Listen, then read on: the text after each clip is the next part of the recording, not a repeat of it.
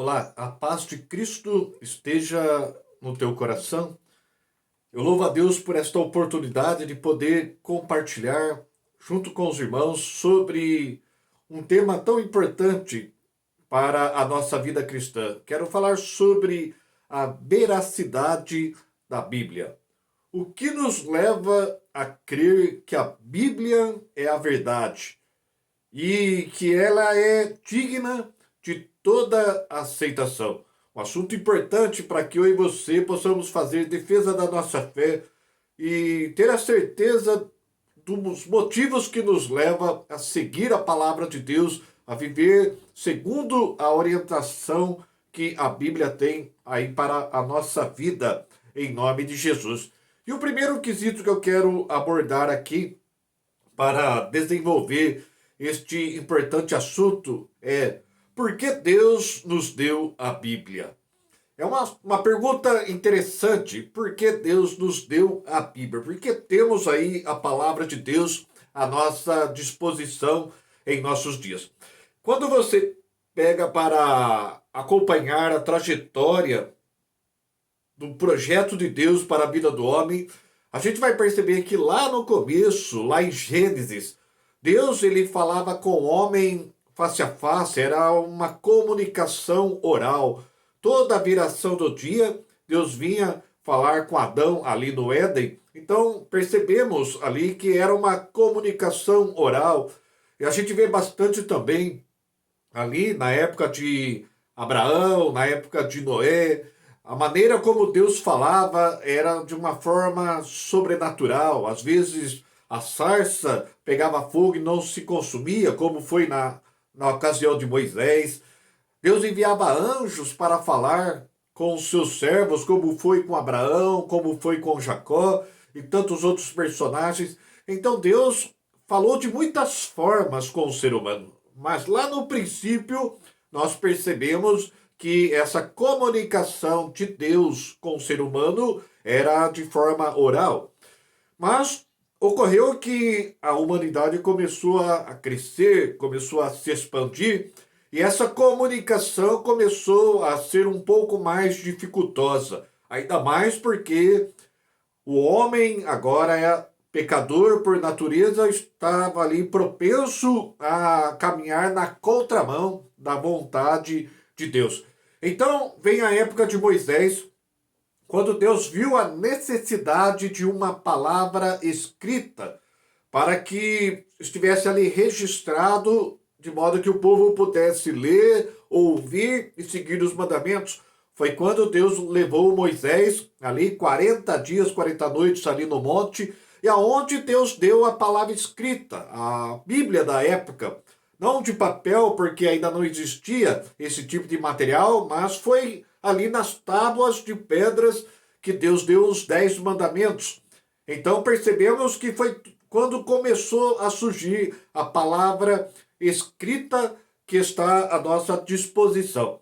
A questão dos materiais que foi sendo aperfeiçoado no decorrer do tempo, a gente vê que foi usado papiro, foi usado pergaminho, foi usado tabuinhas de madeira, cera, metais, tantos outros materiais que foram usados pela humanidade conforme as suas descobertas. Até que veio aí o papel, a Bíblia, que nós temos aqui hoje à nossa disposição, e essa questão continua se aperfeiçoando com a virtualização da Bíblia. Hoje é muito comum, a Bíblia está aí nos celulares, nos computadores, em telões das igrejas, porque é algo que vai sendo aperfeiçoado conforme o avanço da tecnologia.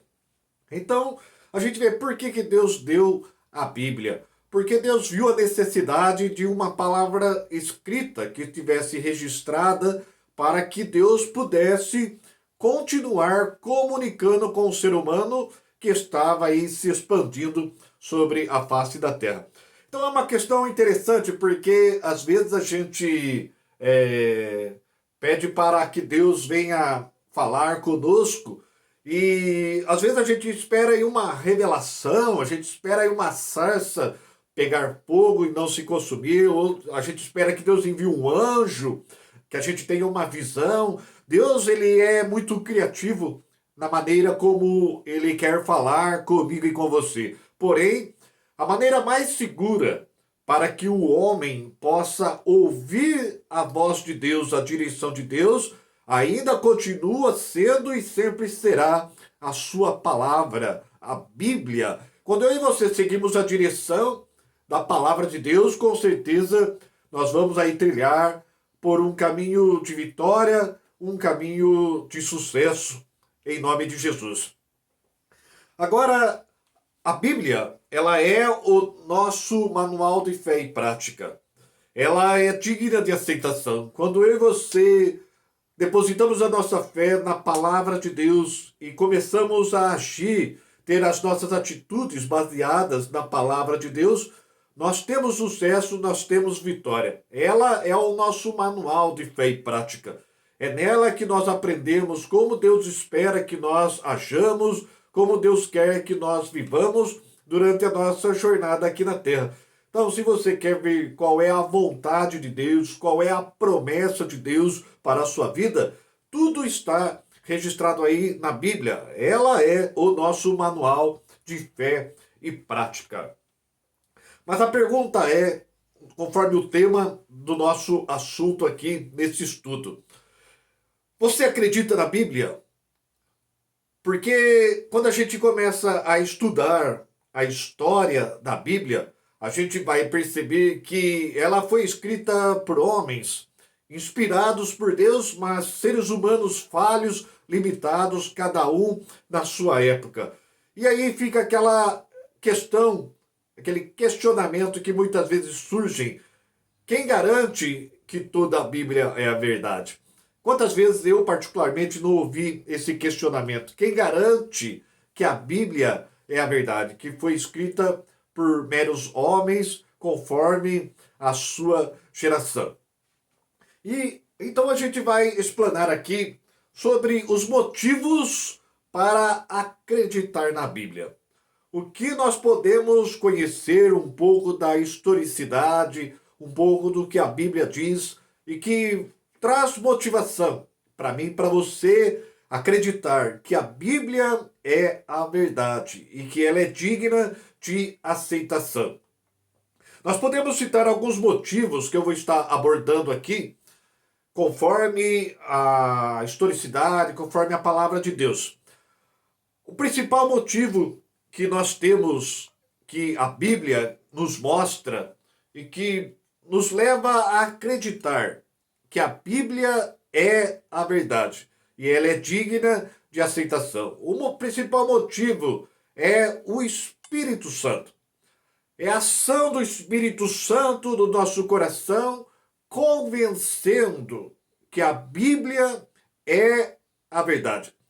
Temos aí duas referências da palavra de Deus que está no Evangelho de João, capítulo 14, versículo 26, aonde a Bíblia ela vai dizer a seguinte palavra para mim e para você: mas aquele Consolador, o Espírito Santo, que o Pai enviará em meu nome, esse vos ensinará todas as coisas e vos fará lembrar de tudo quanto vos tenho dito. Aqui está falando que o Espírito Santo, ele foi enviado com esta missão de nos convencer do pecado, da justiça e do juízo, e essa missão de nos fazer lembrar de tudo aquilo que Jesus havia dito, da palavra que Jesus havia dito. Então, quantas oportunidades eu e você não estamos aí diante de uma situação e o Espírito Santo nos faz lembrar das promessas, lembrar da direção de Deus para a nossa vida. Então, isso é uma motivação que nos leva a acreditar que a palavra de Deus, a Bíblia, é a verdade. Ainda que no Evangelho de João, no capítulo 16, versículo 8, onde fala assim que, e quando ele vier, convencerá o mundo do pecado, da justiça e do juízo. A missão do Espírito de Deus. E é interessante quando a gente olha a palavra de 2 Timóteo, capítulo 3, versículo 16, onde fala que toda a escritura divinamente inspirada, é proveitosa para ensinar, para redarguir, corrigir e instruir em justiça, para que o homem de Deus seja preparado para toda boa obra. Mas é interessante essa palavra redarguir, que significa uma cobrança interna que o Espírito Santo faz.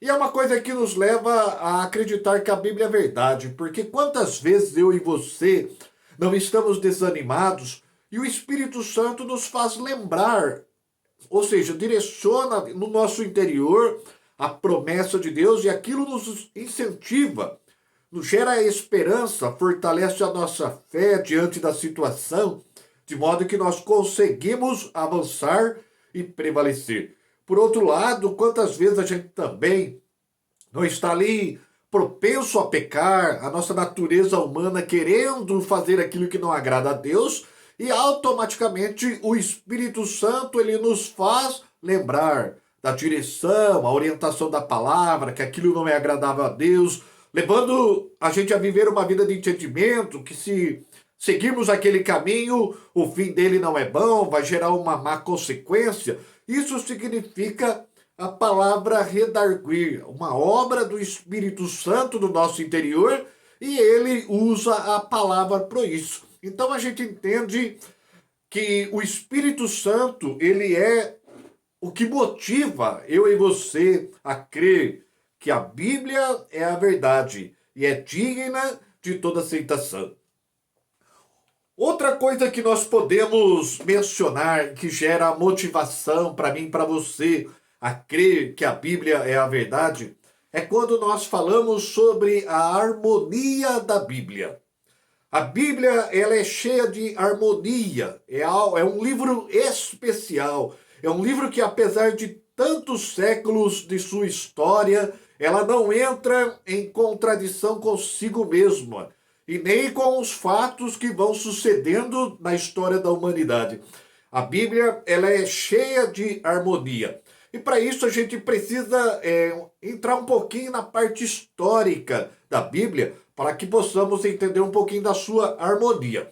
Para a gente entender aí a interpretação da palavra Bíblia, que vem do grego biblos, que significa biblioteca, ou um conjunto de vários livros. É importante eu e você entender um pouquinho da historicidade, entender que a Bíblia ela não foi um livro escrito como um todo, assim como se fosse um conteúdo só. Ela tem uma história. Durante 1600 anos que ela foi escrita por vários personagens que estão aí descritos na palavra de Deus. E a gente vê também que são diversos tipos de personalidades, pessoas que eram estudadas, pessoas que eram indoutos e sem letras, diversos também tipos classes sociais, como reis, pessoas como Salomão, um rei conquistador muito rico da sua época, e, por exemplo, Amós, um simples agricultor cultivador de sicômoros. Então a gente vê diversos tipos de classes sociais, como também as mais diversas situações da vida. A gente vê, por exemplo, o apóstolo Paulo escreveu várias epístolas, estando preso por causa da sua pregação ao evangelho, como reis como Davi e Salomão, que escreveu às vezes nas covas, cavernas, em fugas, ou outros casos que foram escritos nos palácios. Então a gente vê uma historicidade por trás da Bíblia durante 1600 anos. Várias gerações passaram para que nós tivéssemos aí o conteúdo todo da Bíblia, conjunto aí de 66 livros que foram sendo juntados no decorrer da sua história. E é interessante quando a gente fala dessa história, desses 1600 anos, várias personalidades, vários personagens, várias classes sociais, várias situações em que foram escritas. É interessante a gente chegar a uma conclusão unânime. A gente enxerga por trás da Bíblia uma única mente, a mente de Deus. Por isso, nós defendemos a ideia, assim, sobre a inspiração bíblica, como Deus esteve sempre presente aí na historicidade da palavra de Deus. Quando a gente fala sobre harmonia bíblica. Um grande exemplo que a gente tem é o livro de Ezequiel, capítulo 1, versículo 10, onde o profeta ele tem uma visão simbólica, tipologia de Jesus Cristo, o Filho de Deus que havia de vir e cumprir a sua missão aqui na terra. A visão diz o seguinte, Ezequiel capítulo 1, versículo 10. E a semelhança dos seus rostos era como o rosto de homem, a mão direita, todos os quatro tinham rosto de leão, a mão esquerda, todos os quatro tinham rosto de boi, também rosto de águia, todos os quatro. Aqui é uma visão que Ezequiel tem sobre o Messias, Jesus que havia de vir. E cada um desses rostos, o rosto do homem, rosto do leão, rosto do boi, rosto da águia, tem a sua tipologia numa função, na missão de Jesus quando ele havia de vir. Aqui tem um quadro só para que eu e você possamos entender um pouquinho da harmonia bíblica, como a Bíblia ela não se contradiz, como ela é perfeita. Nós vimos que essa profecia foi dada cerca de 590 anos antes de Jesus nascer. Olha como a Bíblia é perfeita e cheia de harmonia. O rosto de homem que representa a salvação. Quando nós olhamos a palavra de Deus, nós vamos encontrar 4 evangelhos. Vemos nessa visão 4 rostos, tipificando 4 funções de Jesus, 4 missões de Jesus quando ele veio aqui na terra. O rosto de homem que representa a salvação do homem pecador, representando Jesus como Filho de Deus. É interessante que o Evangelho de Lucas é o evangelho que destaca a humanidade de Jesus. Destaca Jesus como o Filho do Homem, aquele que se desfez da sua glória e habitou entre nós como homem para sofrer as nossas dores e pagar o preço do nosso pecado. Quando nós lemos aqui o texto de Lucas, capítulo 19, versículo 10, o versículo diz que o Filho do Homem veio para buscar e salvar o que se havia perdido. Então, entendemos que o Evangelho de Lucas, ele tipifica a humanidade de Jesus. Jesus como homem, representando esse rosto aqui na profecia, na visão que Ezequiel recebe a respeito do Messias que havia de vir como homem. Outro rosto que nós vemos aqui nessa visão de Ezequiel é o rosto de leão, que representa autoridade, representa o poder. E quando a gente volta para os evangelhos, um dos evangelhos, o evangelho de João, é um evangelho que destaca a divindade de Jesus. Jesus, ele veio também como Deus, 100% homem, 100% Deus. Ele veio com poder, com autoridade, com aquele que havia de nos batizar com o Espírito Santo. E a referência aí de João, capítulo 20, versículo 31, que destaca Jesus como o Filho de Deus. Ele era o Filho do homem, veio como homem também para pagar o preço do nosso pecado. E aqui no Evangelho de João, destacado como Filho de Deus, aquele que veio com poder, aquele que veio com autoridade, aquele que veio para nos batizar com o Espírito Santo de Deus. Outro rosto que nós vemos nessa visão é o rosto de boi. É interessante, olha, o Evangelho de Lucas destaca Jesus como homem, representando o rosto de homem nessa visão. O Evangelho de João destaca Jesus como o Filho de Deus, o poder, que representa o rosto de leão, representando a autoridade.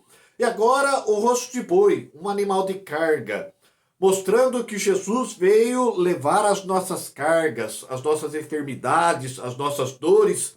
E é interessante que o Evangelho de Marcos é o evangelho que mais destaca os milagres de Jesus, mostrando que ele veio para não ser servido, mas para servir e dar a sua vida em resgate de muitos, como diz aí a referência do Evangelho de Marcos, capítulo 10, versículo 45. Você percebe a harmonia bíblica? 590 anos antes, Ezequiel tem essa visão, representando aí nos rostos que ele viu nesta visão, e 590 anos depois Jesus vem para cumprir essa tarefa. E passa aí 50 anos quando começa a serem escritos os evangelhos, a gente percebe que cada um dos evangelhos representando cada rosto aqui na visão dada a Ezequiel.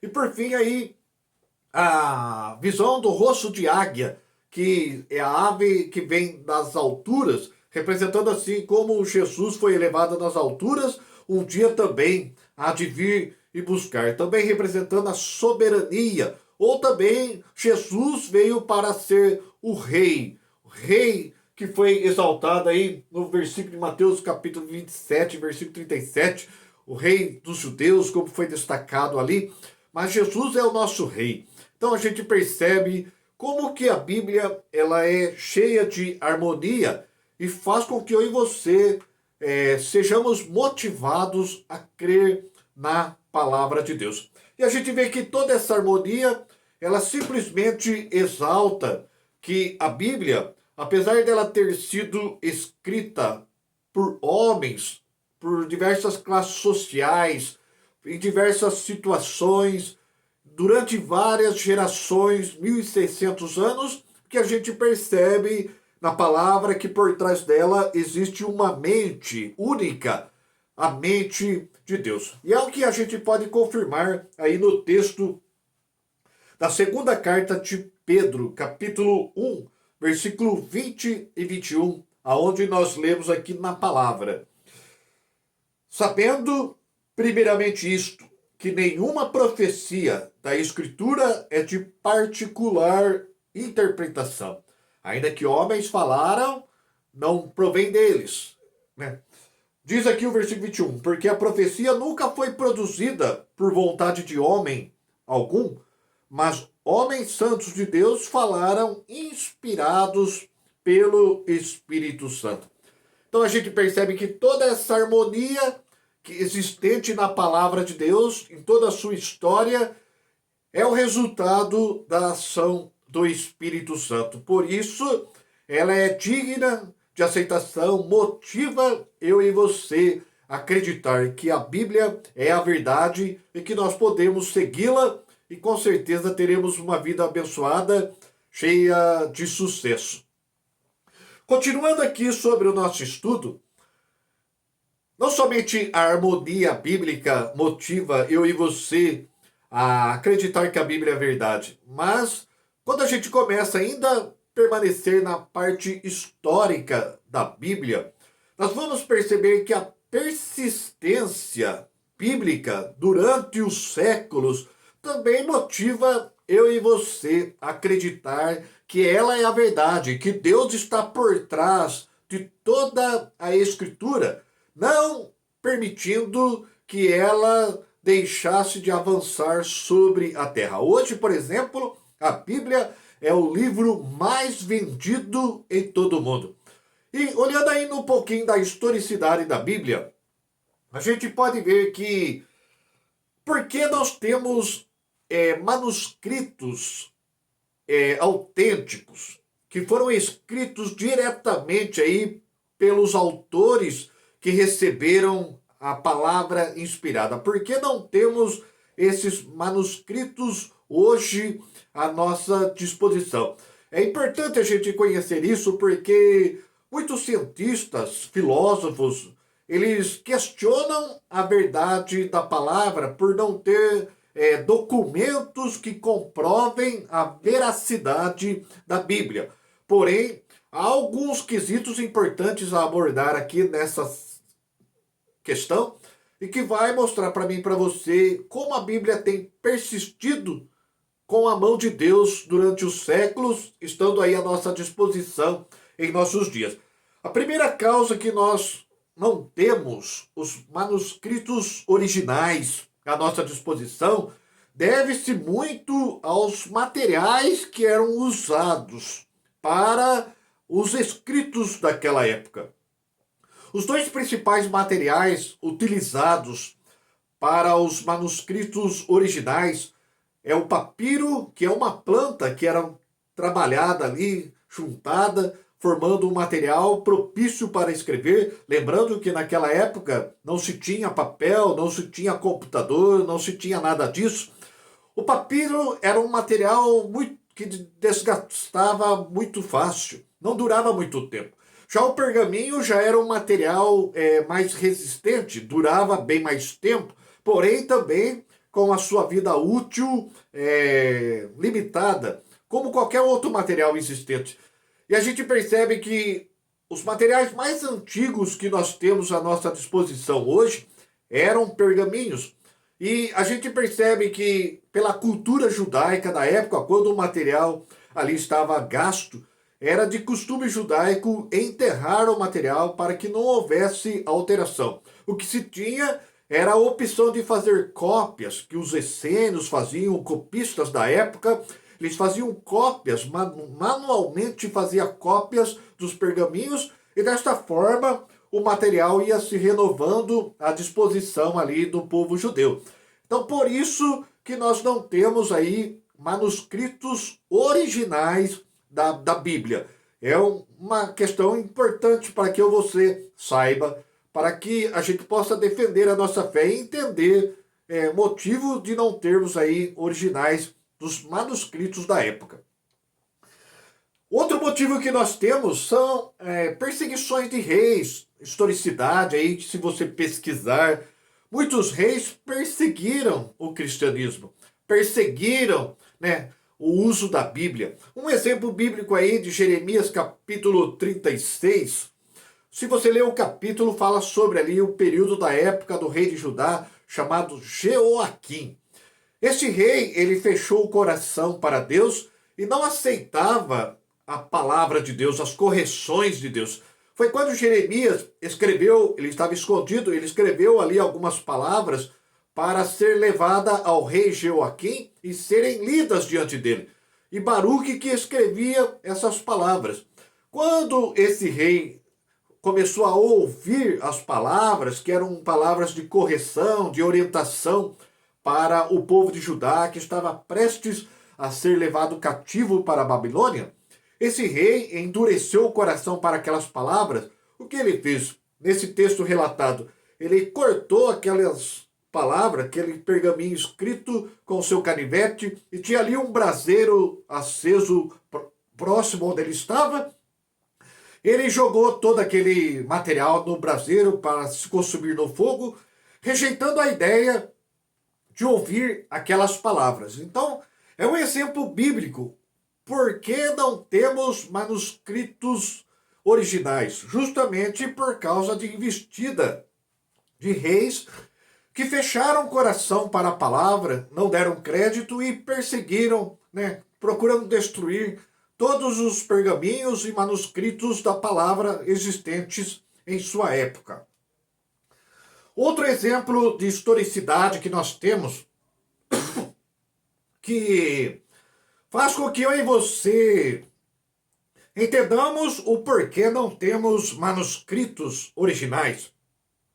Se você pesquisar a historicidade aí, no ano 168 depois de Cristo, o rei sírio Antíoco Epífanes, ele perseguiu muito ali os seguidores de Jesus, o cristianismo, procurando destruir todas as cópias disponíveis da palavra de Deus. Assim também como o imperador romano Diocleciano, que procurou destruir todas as cópias da Bíblia na sua época, e ele julgou que havia conseguido esse feito e mandou cunhar até mesmo uma moeda em comemoração ao seu feito. Portanto, ele não teve todo esse sucesso, porque a palavra de Deus está à minha disposição, à sua disposição. Então a gente percebe o porquê não temos originais da Bíblia, tanto por causa do material que se desgastou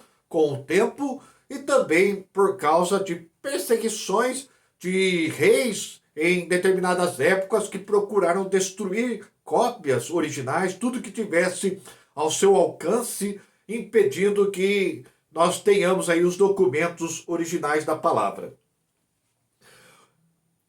Quando você procura estudar, você vai chegar à conclusão que um dos documentos mais antigos da palavra de Deus que estava à nossa disposição datava no ano de 1000 depois de Cristo.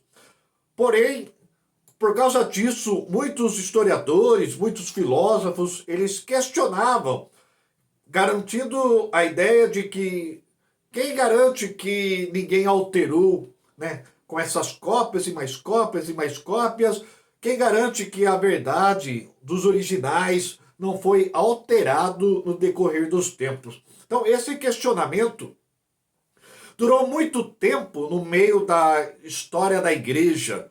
Porém, Deus ele foi fiel tremendamente quando, em 1947, alguns pastores estavam ali caminhando com seus animais e, de repente, na caverna de Qumran, ali na região do Mar Morto, um pastor avistou uma caverna e começou a jogar pedras no interior daquela caverna, quando, de repente, ele escuta algo se quebrando. E, por curiosidade, ele sobe lá para ver o que encontra lá. Ele encontra vários vasos de barro no interior dessa caverna e dentro desses vasos muitos pergaminhos que os judeus haviam escrito e com a perseguição que eles estavam atravessando naquela época, eles procuraram esconder os pergaminhos para que fossem conservados ali no interior daquela caverna. Pergaminhos que, quando começou a ser investigados, pesquisados, ali os pergaminhos do Mar Morto, constatou que eles dataram ser o material usado para esse pergaminho ali, datou ser data de 100 anos antes de Cristo. Ou seja, aqueles pergaminhos possivelmente foram até mesmo utilizados na época de Jesus. Então, confirmando aí pela historicidade da palavra de Deus, como ela persistiu. Quando foram pesquisar o rolo do livro de Isaías, que foi encontrado aí nesta caverna, que hoje está aí no museu lá em Israel, constatou que praticamente o livro de Isaías é o mesmo conteúdo que nós temos à nossa disposição. Fortalecendo aqui, material encontrado na época de Jesus. O livro de Isaías, encontrado ali naquela caverna, bate praticamente com o livro de Isaías que nós temos à nossa disposição hoje, confirmando a veracidade da palavra de Deus. Então, isso é o que nós temos à nossa disposição como conhecimento da historicidade da palavra e que nos leva a acreditar que a Bíblia é a verdade e que ela é digna de toda a aceitação. Por outro lado, quando a gente volta mais para a palavra de Deus, o que motiva eu e você a acreditar que a palavra, a Bíblia, é a verdade?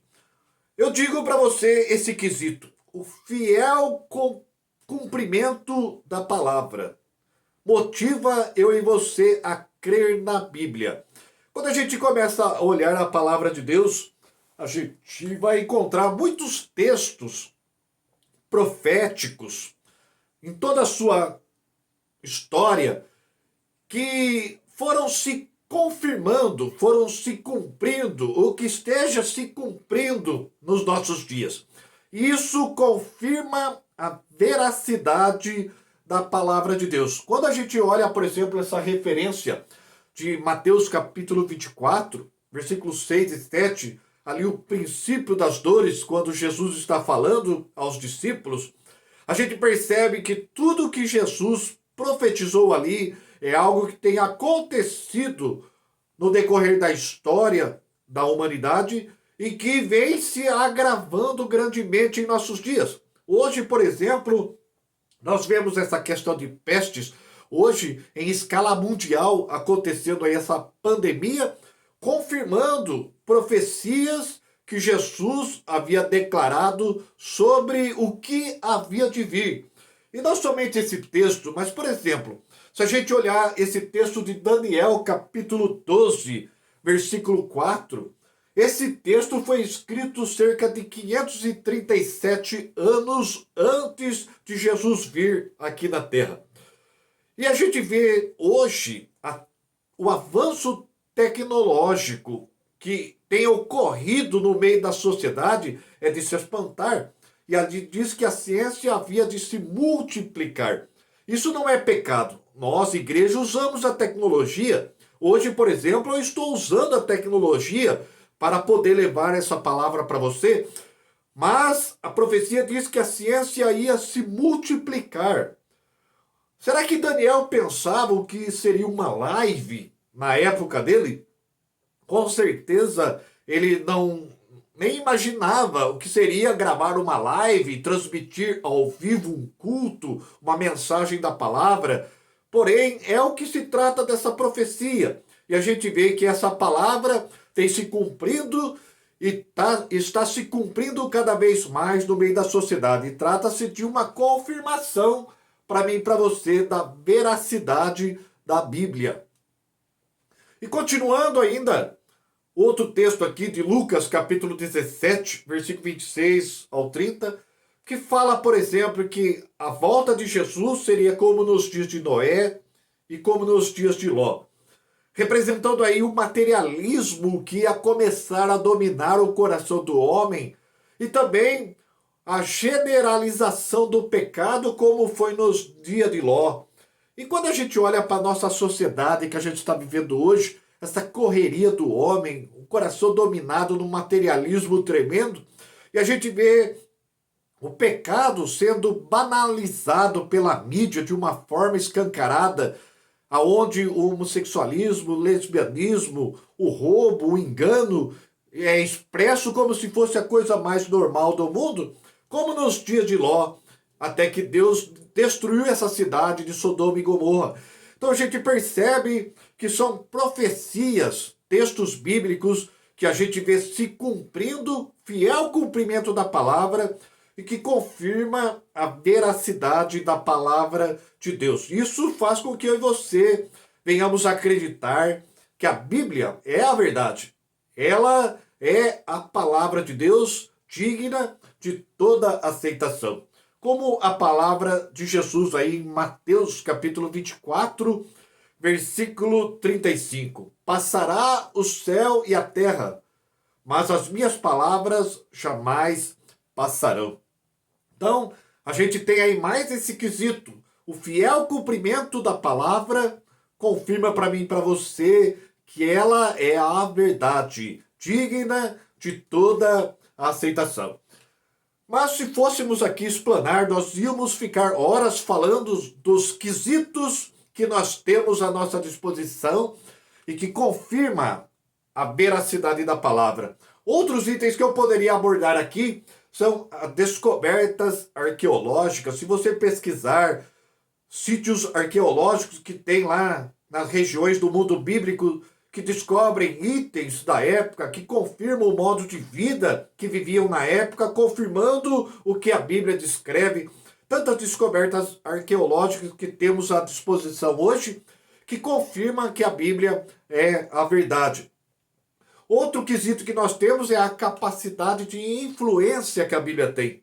Quando uma pessoa começa a ler a palavra de Deus diz em Hebreus 4, versículo 12, que ela é viva e ela é eficaz, mais penetrante do que uma espada de dois gumes. Ela é apta para discernir os pensamentos e intenções do coração.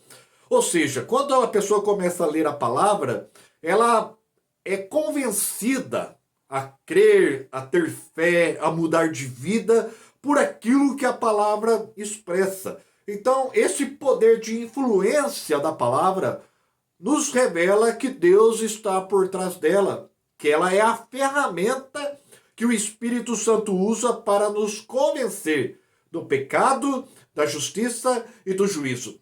Outro item que nós temos é o conteúdo inesgotável. Eu acredito que quando você lê um livro, muito bom até, você vai ler um livro de novo, você já sabe o que ele fala. Então tudo aquilo que é humano é esgotável. Tem que fazer outro, renovando cada vez mais. Agora a Bíblia não. A Bíblia é uma fonte inesgotável. Imagine quantas gerações passaram ouvindo as mesmas palavras que eu e você ouvimos hoje. Porém, o poder é o mesmo, a mensagem é a mesma e não muda. Quantas vezes nós lemos um texto e Deus fala conosco? E passa um tempo, nós lemos o mesmo texto e Deus fala novamente, porque a palavra não muda, ela é a mesma, ela é uma fonte inesgotável para a nossa vida. E isso mostra que ela é diferente. Mostra para mim, para você, a veracidade da palavra de Deus. Outra coisa que nós podemos também levar em consideração e entender que Deus está por trás da palavra é sobre a sua imparcialidade. A Bíblia é imparcial. Se você ler ela aqui no Brasil, ela vai mostrar uma mensagem para mim e para você. Se você for lá no Japão, a mensagem é a mesma. Se uma pessoa de classe social baixa, um pobre, ler a mensagem de Deus, é a mesma que um rico em sua mansão ler, a mensagem é a mesma. A Bíblia, ela é imparcial, é a mesma mensagem para toda a humanidade. Isso mostra para mim e para você veracidade, mostra Deus por trás das Escrituras Sagradas e que ela é digna da minha aceitação e da sua aceitação. Aprendendo aqui hoje sobre a veracidade da Bíblia. E qual é o meu posicionamento? Entendendo que a historicidade, a harmonia da Bíblia, os motivos que nós descrevemos aí pela palavra de Deus, quesitos que confirmam a sua veracidade, confirmam que Deus está por trás da palavra. Qual é o meu posicionamento diante dessa arma poderosa que é a Bíblia, a palavra de Deus? Qual é o meu posicionamento quanto a ela? Eu preciso conhecer a palavra de Deus. 2 Pedro capítulo 3, versículo 18, diz assim: antes crescei na graça e no conhecimento de nosso Senhor e Salvador Jesus Cristo.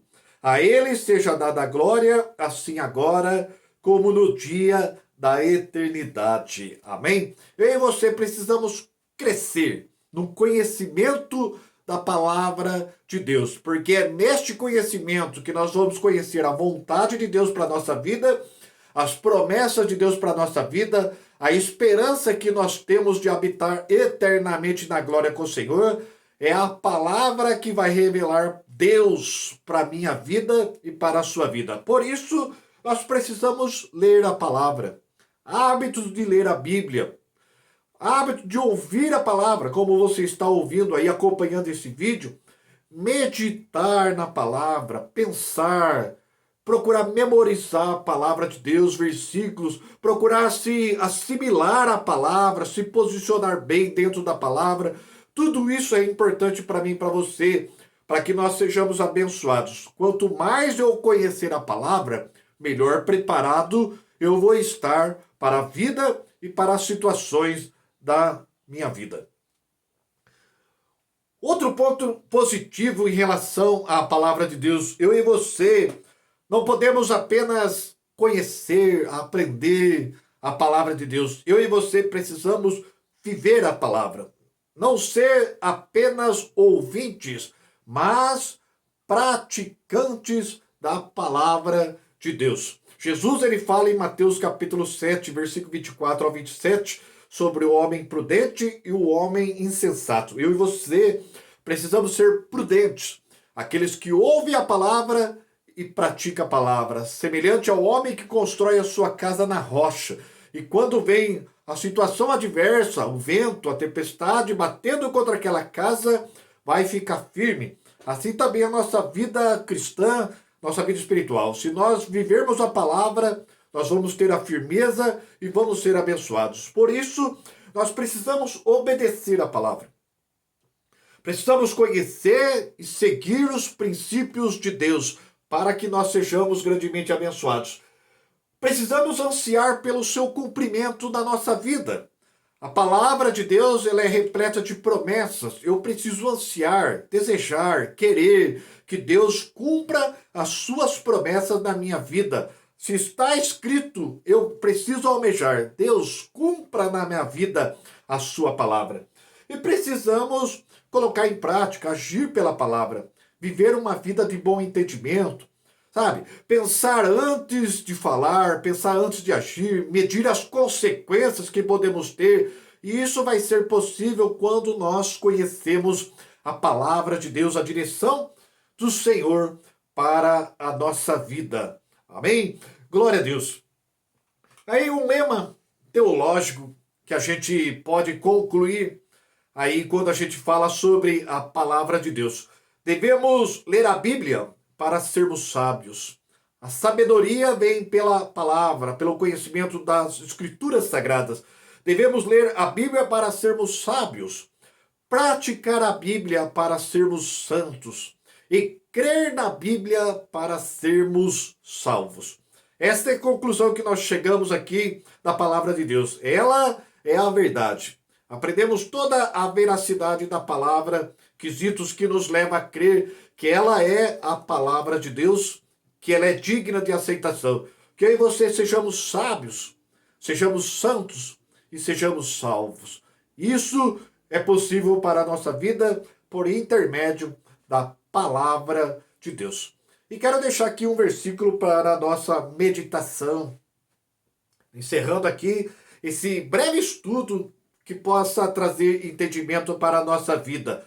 O Salmo 119, versos 140. A tua palavra é muito pura, por isso o teu servo a ama. Que eu e você venhamos a amar a palavra e viver por ela e sermos grandemente abençoados. A Bíblia diz também no Salmo 119, verso 1, feliz, bem-aventurado o homem que trilha por caminhos retos, que observa a palavra de Deus. Deus abençoe você, dirija a sua vida, vivamos pela palavra, cresçamos no conhecimento da palavra e a bênção seja sobre cada um de nós, em nome de Jesus. Que Deus te abençoe. Pai maravilhoso, em nome de Jesus, eu louvo ao Senhor por esse estudo, por esta palavra, que venha gerar grande resultado na nossa vida, que o Senhor continue revelando ao nosso coração o seu querer, a sua palavra, uma arma poderosa que está à nossa disposição, em nome de Jesus. Deus te abençoe, Deus te guarde e guie a sua vida para sempre, em nome de Jesus.